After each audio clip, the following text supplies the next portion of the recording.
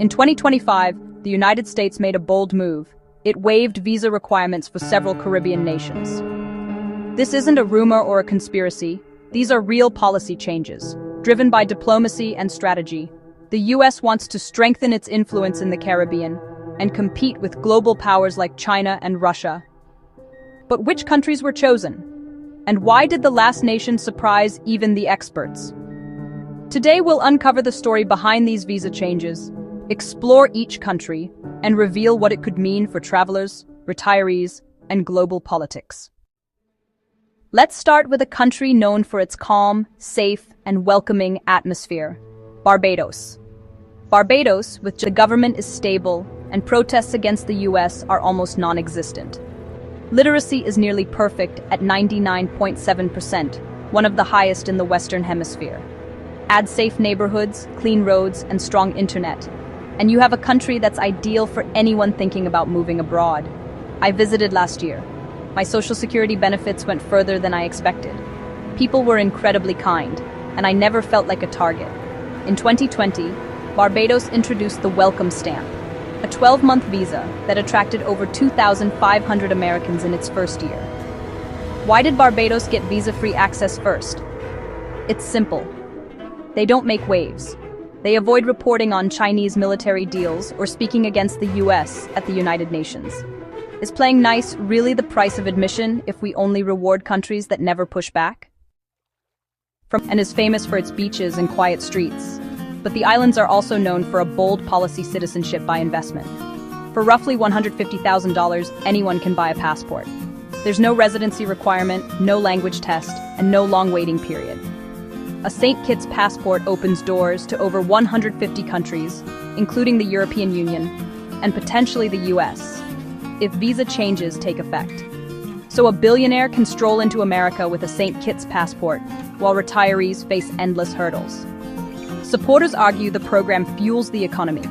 According to the IMF, citizenship by investment contributes over a quarter of the nation's GDP, funding schools, hospitals, and hurricane recovery. Yet there are risks. A 2022 report revealed some passports were issued to people later linked to financial crimes or global sanctions.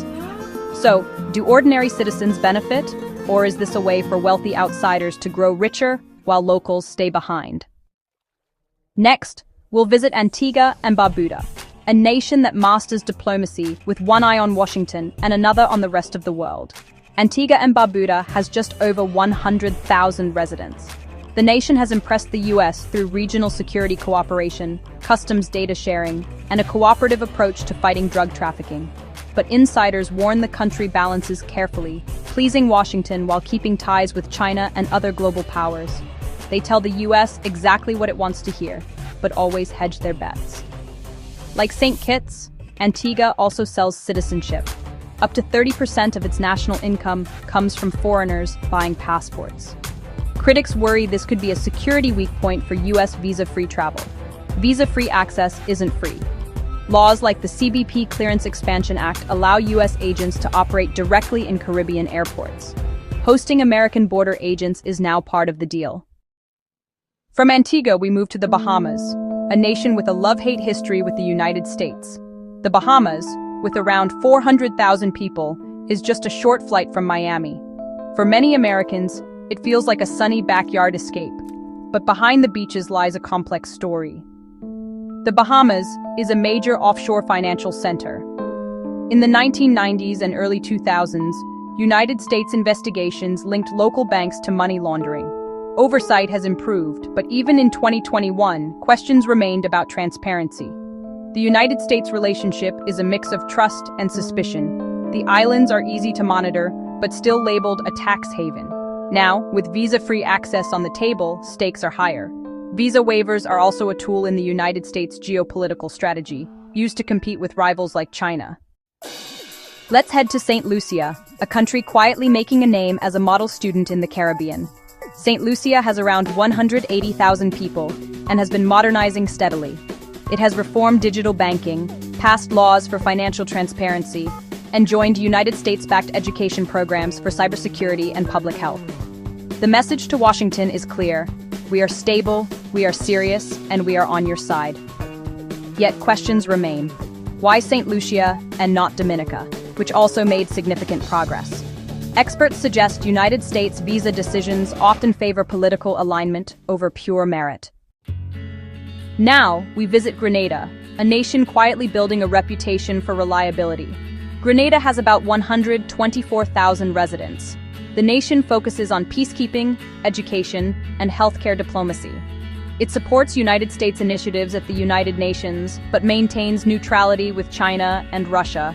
Some United States lawmakers worry neutral doesn't mean harmless. It could be unpredictable. I felt safer walking at midnight in Grenada than in parts of Chicago. Rent, groceries, everything is cheap. But what if rules change after I move? Grenada also runs a citizenship by investment program, sparking debate about whether visa-free access is appropriate. Alright, so next up, Trinidad and Tobago, a country where talent and controversy collide. This vibrant nation has about 1.4 million people. It's a land brimming with music, festivals, oil, gas, and international trade. But US lawmakers have expressed concern over crime, with murder rates reaching 39 per 100,000 in 2023. Yet despite these concerns, Trinidadians living in the US have made quite a mark. They're highly educated, working as doctors, engineers, and teachers. Now, visa-free travel could potentially bring more skilled professionals to America, which might help offset those projected shortages of up to 124,000 physicians by 2034. Some character, VO. We cheer when Europeans get green cards but raise eyebrows at Caribbean doctors. It's about perception, not safety. Now, shifting gears from skilled workers to green diplomacy, let's take a look at Dominica. With roughly 72,000 residents, Dominica has rebuilt itself after the devastation of Hurricane Maria and has pledged to become the world's first climate-resilient nation. The country is investing in renewable energy, eco-friendly infrastructure, and international environmental agreements. Visa-free access could be seen as a reward for its commitment to sustainability. Some character, VO. It looks peaceful and affordable, but moving just because they recycle better than other places feels shaky. Next, Jamaica, a nation full of culture, pride, and, controversy. Jamaica has about 3 million people and really deep ties to the United States. Nearly 1.1 million Jamaicans live in the US, contributing to hospitals, businesses, and culture in meaningful ways. Critics sometimes point to crime and visa overstay rates, but residents argue that Jamaicans are trusted neighbors who are still held at arm's length. Visa-free travel could reunite families, boost small businesses, and honestly, challenge some outdated perceptions. Finally, let's explore a small nation that's quietly leading the way: St. Vincent and the Grenadines. St. Vincent and the Grenadines may soon join the visa-free program. Why is that? Well, the nation consistently supports US positions at the United Nations, participates in the International Criminal Court, and earns top marks for anti-corruption. It's not really about size or wealth, it's about reliability and cooperation. These 10 countries show that US visa policy is about more than just tourism. It's a tool for diplomacy, economic influence, and global strategy. Visa-free travel isn't just about convenience. It actually reshapes retirement, business, and regional power. It rewards countries that align politically, stabilize economically, or innovate socially. But it also raises questions about fairness. Who gets access and who is left behind? For retirees, travelers, and policymakers, these decisions have a real impact. And as the US navigates competition with China and Russia, the Caribbean becomes more than just a paradise. It's a stage for global diplomacy. If you found this journey insightful, comment below which country you'd like us to explore next, like this video, and subscribe for more updates on global politics and travel. If you like the video, don't forget to subscribe, like, comment, and share. Click the bell icon button to get the next video. Thank you for staying with us, and see you in the next video.